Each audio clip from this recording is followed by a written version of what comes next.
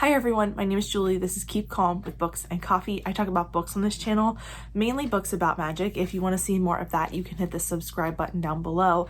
And since we just freaked out about the mid-year, now we're going to calm down.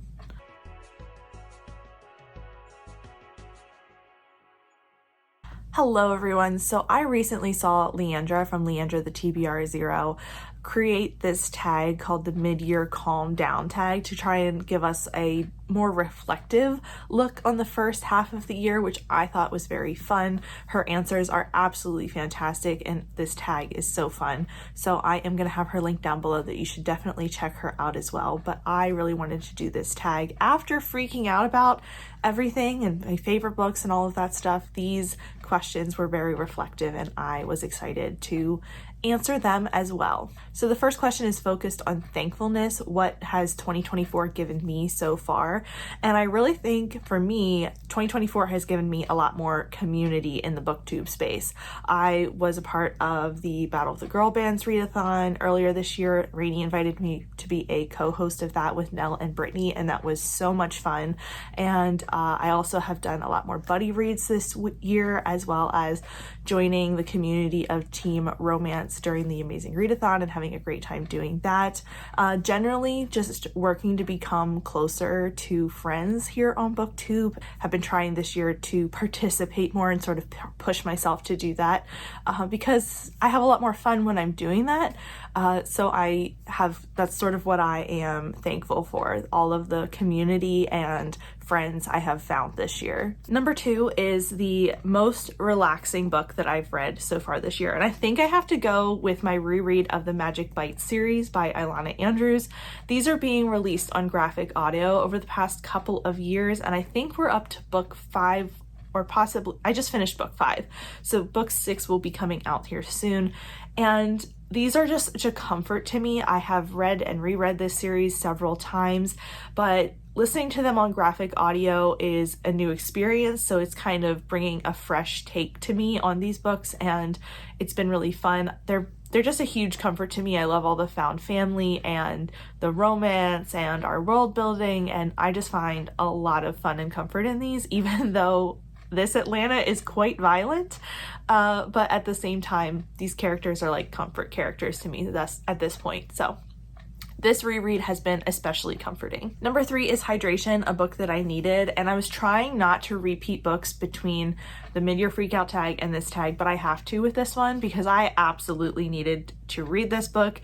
I needed the absolute wonderful feelings that this book gave me. It really was a pick-me-up in the middle of the Amazing Readathon month. Not that I was reading bad books, but I had kind of reached a point where I was overwhelmed with my currently reading list, that I was sort of feeling burnt out, and I needed a really good book to kind of get me towards the finish line, and that's exactly what this book did. It was so sweet and wonderful.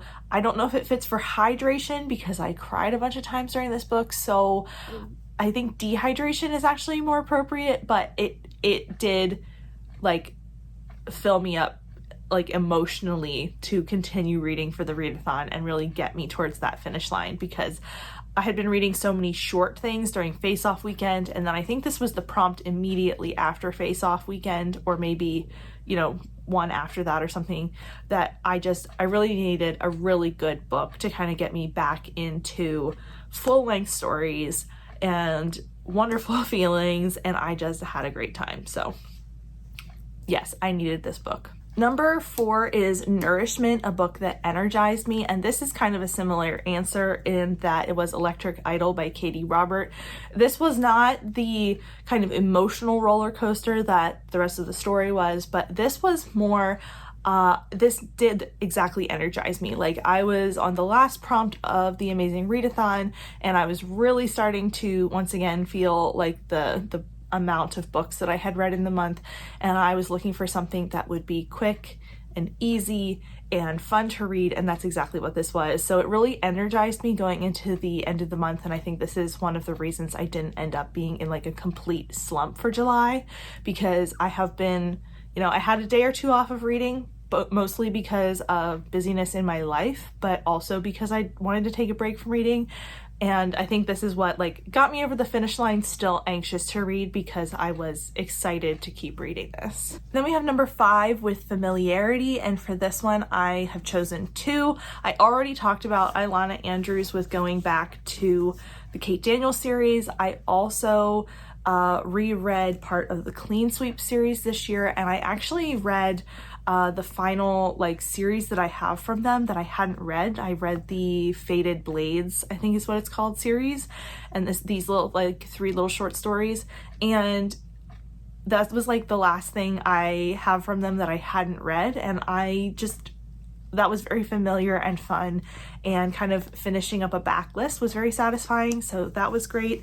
And then I also went back to Erin Morgenstern this year. Early in my booktube days, I read The Night Circus and absolutely loved it, and this has been languishing on my shelves for several years now, and I read it because of my TBR and review project. And I'm so happy that I finally picked it up because this was so fantastic. I was nervous about going back to Erin Morgenstern because her Night Circus book is so beloved and I love it so much. And despite not having read it for years, to go back to this then and worry that I was going to not love it quite as much or whatever, and then absolutely falling in love with it was absolutely great and so much fun. And I loved it. 2 pieces. Number 6 was A Healthy Risk, to talk about a book that was outside of your comfort zone or was a new to you author. And for this one, I chose a new to me author in Ashley Herring Blake. I had been wanting to read Ashley Herring Blake for years, and I think this is like the definition of a healthy risk, that a lot of my friends love these books. I was really interested in them, and I wanted to check them out, but I had, kind of put off trying them for a long time, or they had, just never worked out for a readathon or whatever. And this month I ended up reading Delilah Green Doesn't Care, and I had a fantastic time. It was new to me, but it was just a little bit of risk. Number 7 is Reflection, Changes in My Reading Taste. And a change that I would like to make in the second half of the year is that I would like to continue reading graphic novels and manga. I realized looking back over my last year of books since June of last year, I really haven't read that many comics or graphic novels or manga. And those were things that I usually binged at least a series of each year, if not, picked at a few other things or whatever.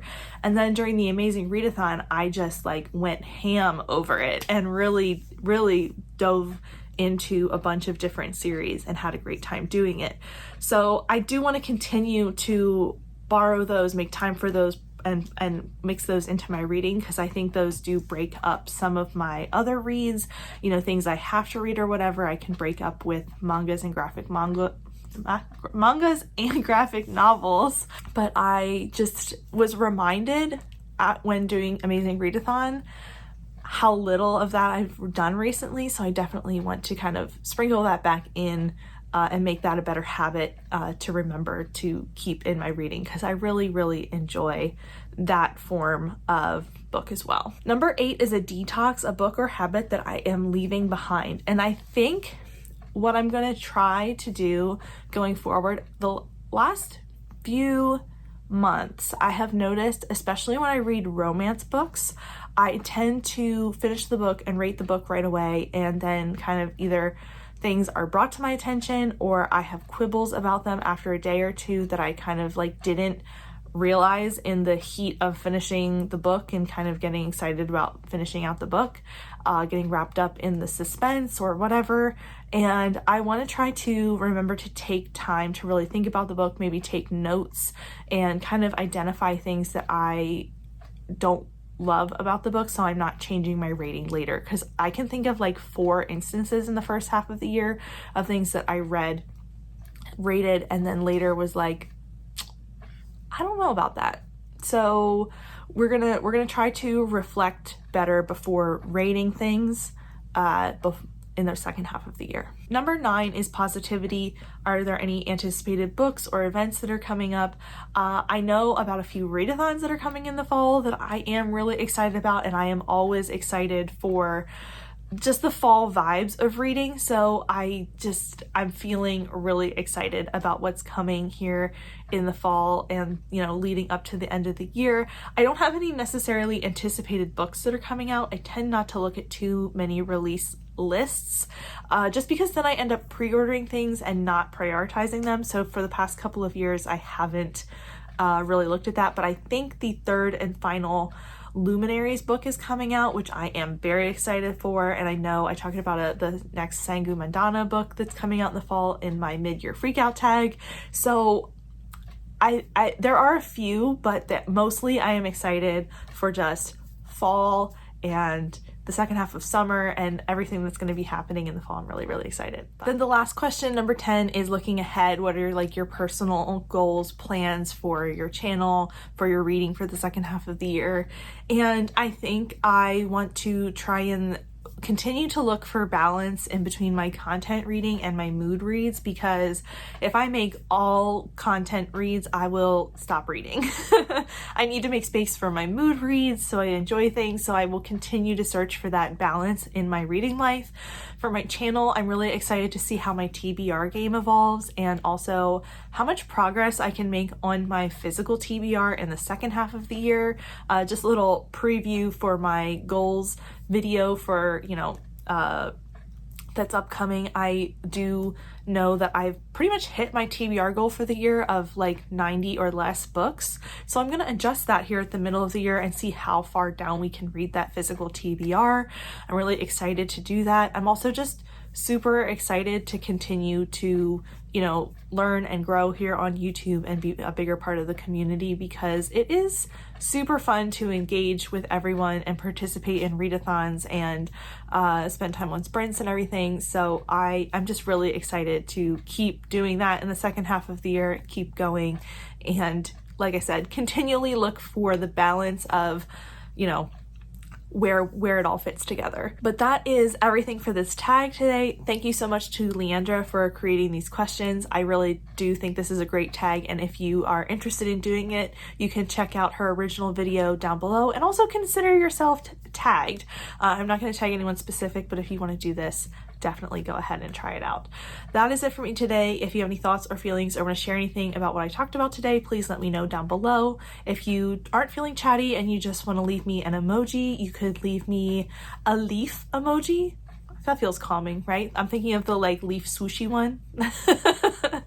But that is it for me today. Thank you so much for watching, and I will see you next time. Bye.